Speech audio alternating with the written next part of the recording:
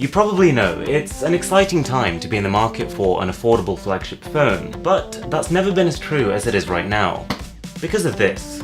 Let's get it open. This is the Xiaomi Mi 8 Pro, which has literally just been announced in the UK about 5 minutes ago. The packaging is well put together, but nonetheless a pretty familiar experience. And inside you also get a transparent silicone case, which is pretty normal but makes a lot more sense on a phone like this. You'll see why in a minute. There's a USB Type-C to headphone jack adapter, and if we just tip the phone out, underneath there is an 18-watt fast charger. And of course a USB Type-C cable for charging and data transfer.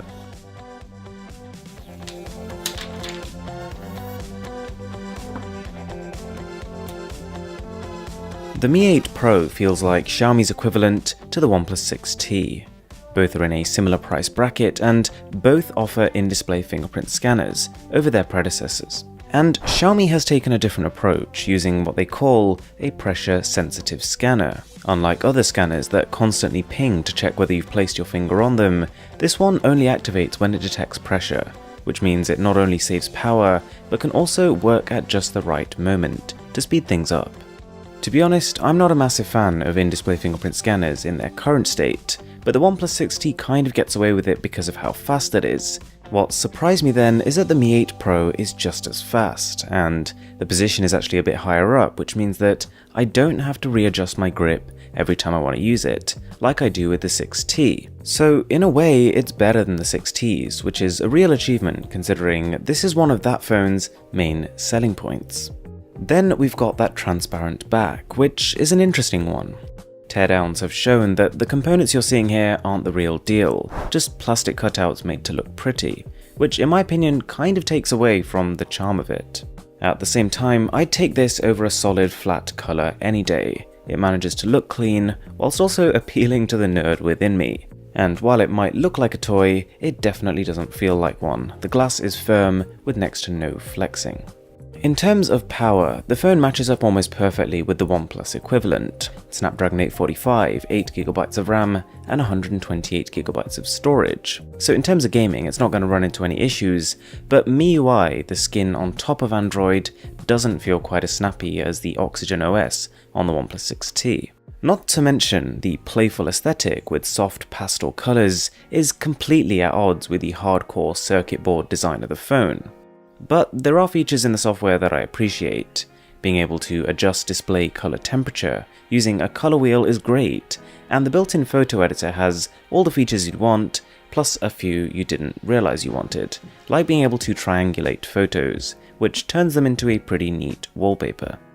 Camera-wise, it's the same setup as the standard Mi 8, which makes it solid, but it needs good lighting. Both cameras have a 12-megapixel resolution, and in the day, photos have a certain crispiness to them.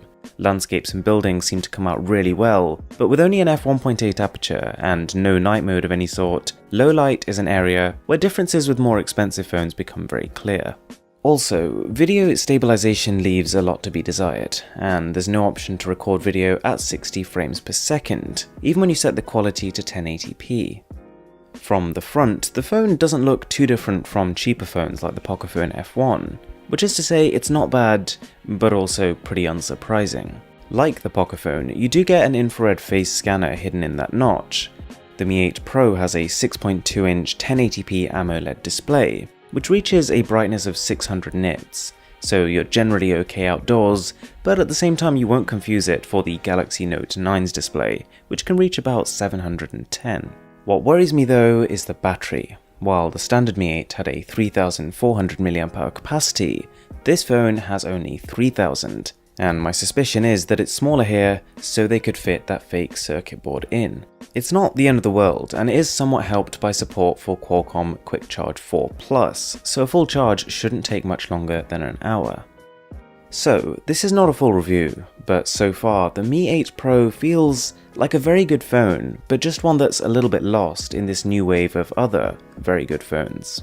I really want to love it, but it's more expensive than the Mi 8, it comes with a smaller battery, and is up against much fiercer competition. What do you think? If you are new to the channel, it would mean a lot to me if you could smash that subscribe button. I've got plenty more content on a lot of upcoming phones coming very soon. With that being said, my name is Aaron, this is Mr. Who's the Boss, and I'll catch you in the next one.